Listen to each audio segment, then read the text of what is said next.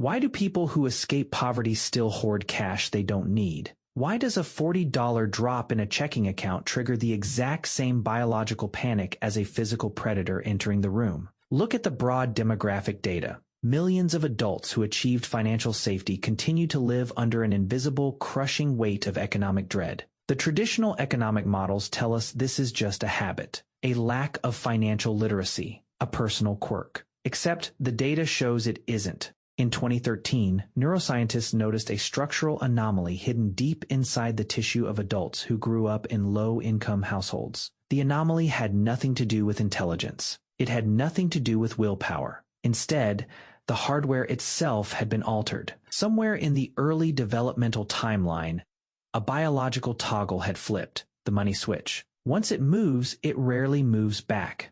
To understand the mechanism, we have to track the structural assembly of the human brain from infancy. In the early 2000s, Dr. Gary Evans at Cornell University began tracking a cohort of clean, randomized test subjects, hundreds of children. He monitored their environment, their stress hormones, and their family income levels across 15 years. He wasn't looking at psychology. He was looking at milligrams of cortisol per deciliter of blood. When a family cannot pay rent, the child does not necessarily understand the concept of a lease. But the child's biology understands the tone of their mother's voice, the lack of caloric security, the sudden moves. Every instance of instability acts like a drop of acid on a microscopic circuit. By age 9, the children living below the poverty line showed chronic elevation of resting stress markers. Their bodies were constantly marinating in cortisol. Then the structural shift occurred. Neuroscientists at Denver University took fMRI scans of these cohorts once they reached adulthood.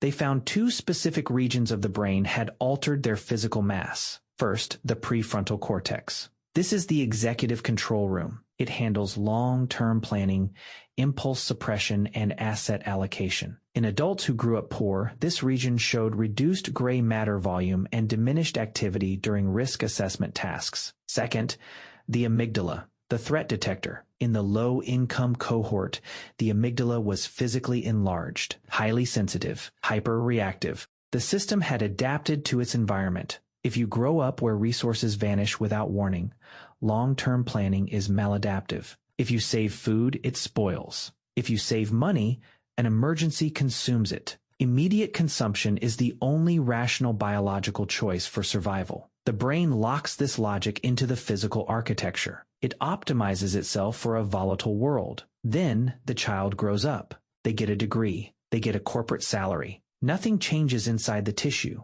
The switch stays down. Now, your rational side should be objecting. The standard economic explanation says that humans adapt to their current reality. If an adult currently has $100,000 in a high-yield savings account, their cognitive brain knows they are safe. They can look at the math. They can read the statement. The math says, you are secure. Except the behavioral data breaks that consensus entirely. Look at the choice matrix experiments conducted by behavioral economists. When presented with a financial choice, adults who grew up wealthy look at the net gain. Adults who grew up poor look at the potential loss. Always. Even if the odds are heavily stacked in their favor, the enlarged amygdala overrides the prefrontal cortex. The exact second a financial variable enters the equation, the brain ceases to perform logic. It performs threat mitigation. A missed promotion isn't a career setback. It is an existential eviction notice. A market downturn isn't a paper loss.